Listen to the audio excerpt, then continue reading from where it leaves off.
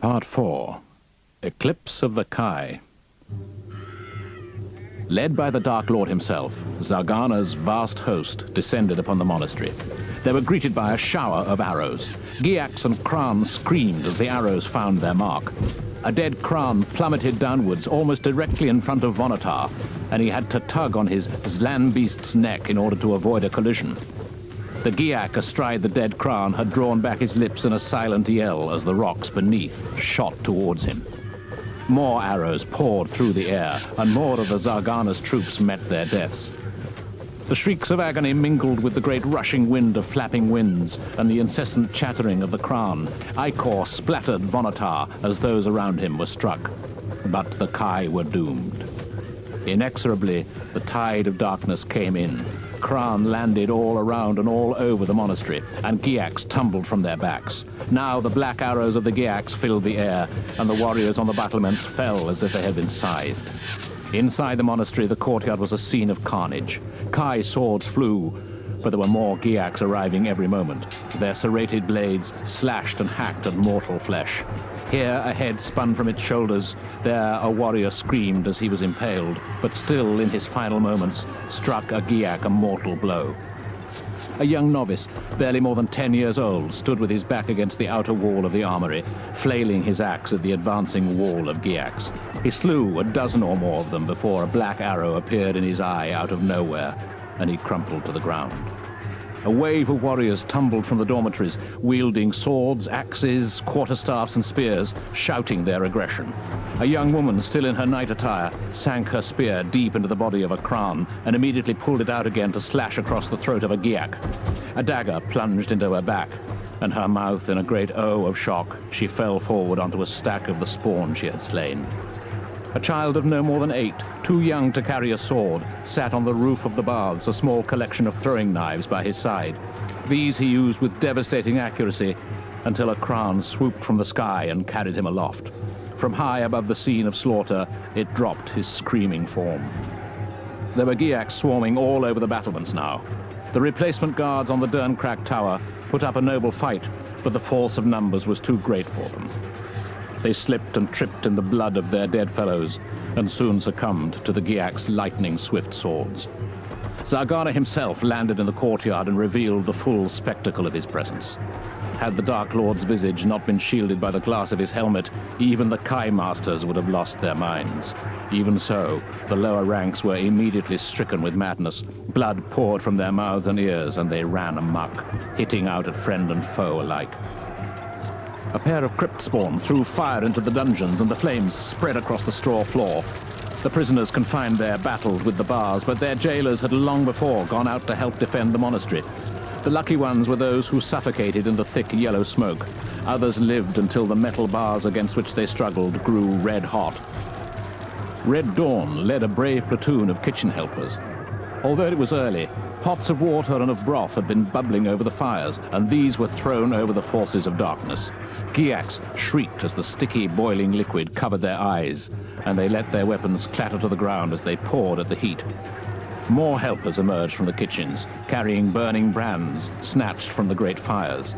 These they dashed into the faces of their attackers. They sacrificed their lives to do so, for the crypt spawn were circling above them, and with cackles of hunger pounced upon them. It seemed that some of the Kai were slaughtering their own fellows, for the Helgast had adopted the disguise of Kai lords, as indeed had the Drakarim. The confusion was so great that many of Zargana's troops killed each other in the melee. But it was a matter of little concern. There were thousands more to take their places. Stabbing and chopping with their great battle axes, a group of Gurgas had broken into the Grand Hall. A huge, blonde Kai warrior armed with a mighty two-handed sword, his face twisted into a mask of fury and determination, hewed at them as they advanced across the heaped corpses of his allies. 3 of them died, but then an axe whistled downwards and divided his head neatly in 2. Inexorably, the Gorgas continued upwards to the 3 law halls, slaying everything they encountered.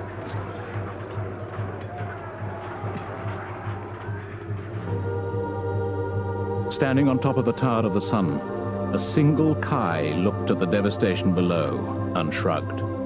Even she could do so little. She could kill 100,000 Giaks, but all that would do would be to delay the inevitable.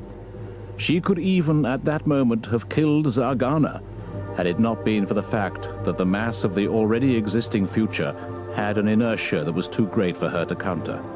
She could make small changes that might affect it, but the death of a Dark Lord would too radically alter the course of history. Besides, she had more important work to do. She had a single life to save. She looked skyward at a dark moat that hovered high above. There was the enemy whom she must fight. He was very powerful, and she knew she could not defeat him utterly, at least not now, but she might be able to obstruct him. She threw back her arms and dissolved into nothingness.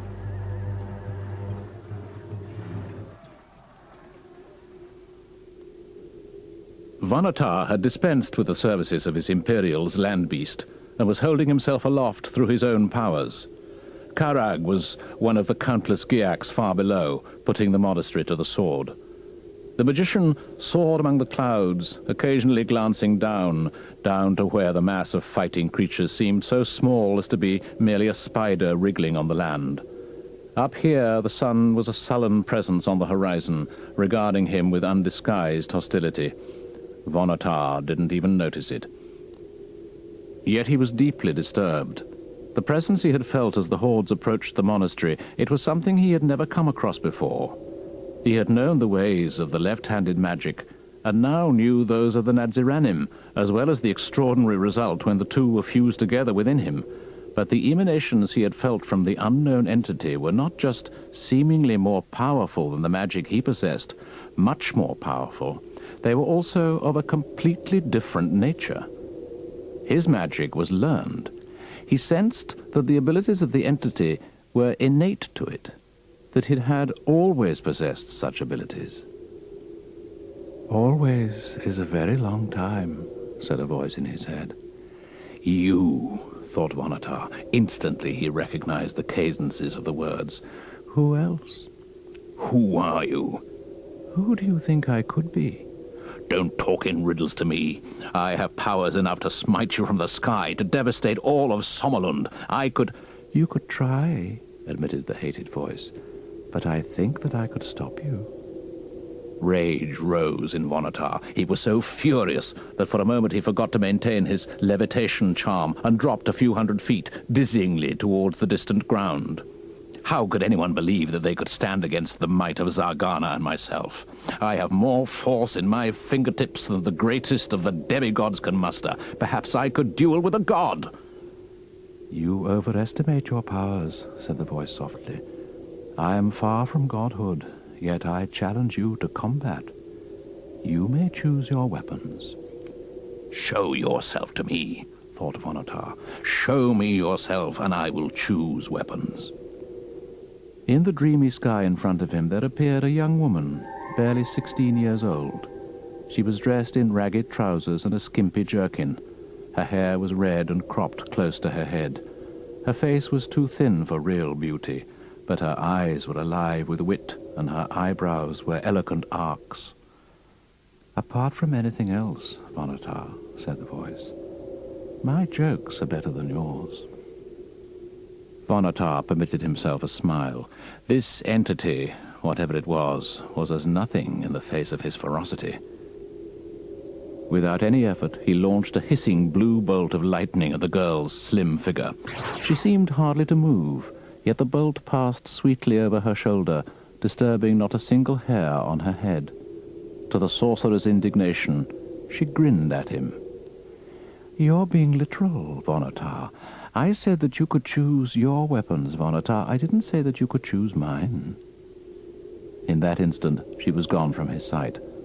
But still he felt her presence surrounding him, enclosing him, restricting him. Her power made the air around him incandescent with light. He struggled weakly against it for a moment. Then it dawned on him that her challenge was based not in the physical, but in the spiritual plane. He drew upon the deepest reserves of his remaining left-handed magic and the lore given to him by the Nadziranim, and like her he flashed out of normal existence, becoming an elemental being. Neither of them could see each other. Vision was no longer one of their senses. All around both of them were patterns of mental energy, which their minds interpreted as bands of shifting colors and somber musical chords.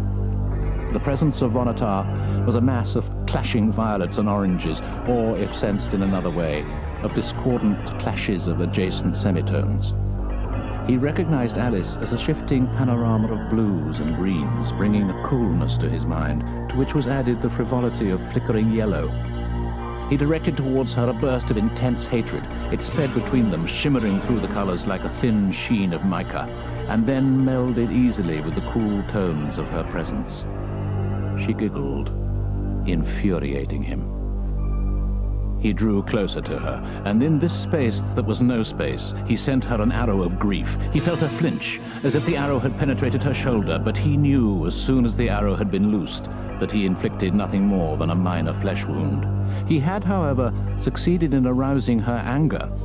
Never would he be able to describe what it was that struck him immediately afterwards.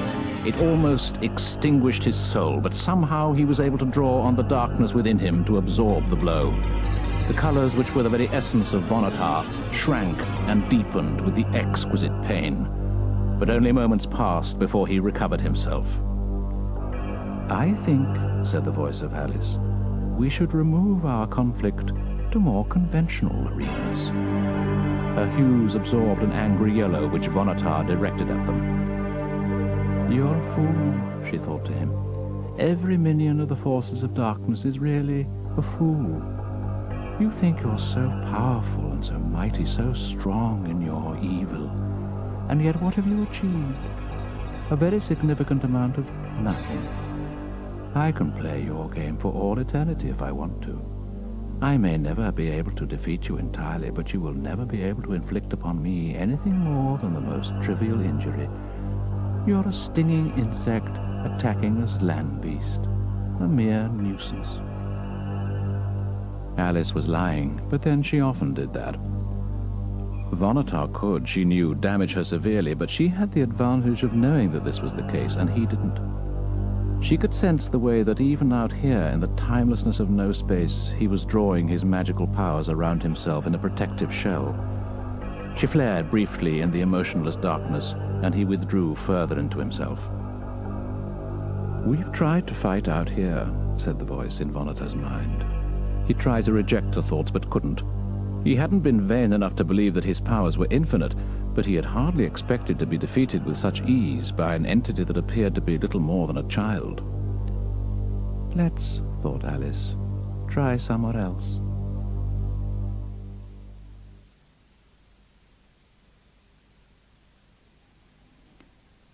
They were wild carnivores, approaching each other on the flats of a stubbly plain. The sun was a harsh red, blazing directly into Vonatar's eyes. His foe was a swiftly creeping creature which moved easily through the sparse grass, her body swaying lithely, almost provocatively, as she chose the point from which she wished to mount her attack. Predatory birds hooped and swirled far above them. She held herself in a crouching position, ready to pounce. The smooth muscles of her body were firmly delineated beneath the short red hairs of her skin. A dry wind blew across them, sending sand into Vonatar's slitted eyes. He felt power in his limbs. Like his adversary, he adopted the stalking position, and, his stomach scraping against the rough grasses and dried soil, he crept forwards. "I told you I would choose my own weapons," thought Alice in his feral mind. He paid the voice no attention. He was here to effect the kill, nothing else. The smell of aridity filled his nostrils. He was aware that in this world there were no moving creatures but himself and his foe, and of course the birds circling above them, waiting to feast on the flesh of whichever creature succumbed in this battle. Vonatar was disorientated. It seemed that only seconds ago he had been high in the skies above the doomed monastery, and now here he was, crawling on his stomach like the lowliest of beasts, waiting to receive a purely physical attack. But most of his mind was no longer his own. The part that had once upon a time been a magician member of the Brotherhood of the Crystal Star was now only a single facet of his consciousness. He was, essentially, a predator, confronted by another whose cruelty was at least equal to his own. He snarled threateningly. but the noise sounded thin even in his own ears. Above them, the mouth of the moon crept across the dawning sun. Despite the eclipse, the light around them seemed as intense as ever. Alice sprang first, her furry underbelly an obvious target for his sharp claws. Instinctively, he turned on his back so that he could rake her softness, but she twisted in the air and landed beside him, laying one of her great paws on his chest. She let huge claws creep out onto his flesh so that he knew that if he moved at all, he could be ripped open from throat to tail. The birds high above looked on with expectant interest. "Vonotar," said that maddening voice in his mind, "I cannot kill your soul, but it will be easy for me now to kill your body. Do you concede defeat?" "No!" his mind shouted. "Then we must battle in another way," said Alice. "Perhaps this time you would like to choose." Vonotar chose.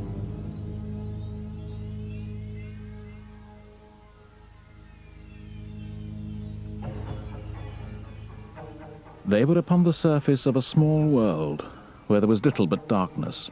Above them the stars were sharp pinpoints, but their light was too feeble to cast a shadow. The dead sands beneath them were even darker than the blackness above. The horizon was only a few hundred yards away. The hills which cut sharply up above it were no more than 20 feet high. The chill clutched at them. It was the coldness of the soul of Na. The nothingness of where they were penetrated deep into Vonotar's consciousness. His mind drank deeply at this source of oblivion, and he drew from it strength to direct undiluted evil at Alice. They were crawling machines. Never on Magnamund could an engineer have created machines like these. Instead of feet, they had creeping treads driven by toothed wheels. Where their fuel sources should have been, there were instead metal mines, clinical and cold. Alice was aware that these mines had been constructed in such a remote past that it had been before even her own birth. The creatures responsible had long since vanished from Aeon, perhaps driven out by Na, or perhaps just succumbing to the wilderness of time. The darkness oppressed her. She conjured up a small sun to attend this bleak and tiny world. Vonotar instantly extinguished it. The machine which was Vonotar bristled with weapons of power. It was huge and squat and massive. It held itself upon the cindery dust like an insect, secure in the strength of its carapace. Proboscises waved almost at random in the darkness. The machine had no color. It seemed to absorb even the faint starlight that fell upon it. It radiated darkness. "Are you going to fight me now?" said Alice's voice to the cybernetic core of the device that was Vonotar. "Yes," he replied, "of course I am." "You can fight whatever you want to, but I should just mention that I am nowhere near the machine you're eyeing with such enmity. That machine is an enemy you've created in your own mind. Nowhere else. You've brought yourself to the emptiness of your own thoughts. Remember, this is where you chose to do battle with me, in the barrenness of a far planetoid where your powers are revealed for what they are, Vonotar. A mere mechanism. Would you like to fight me again?"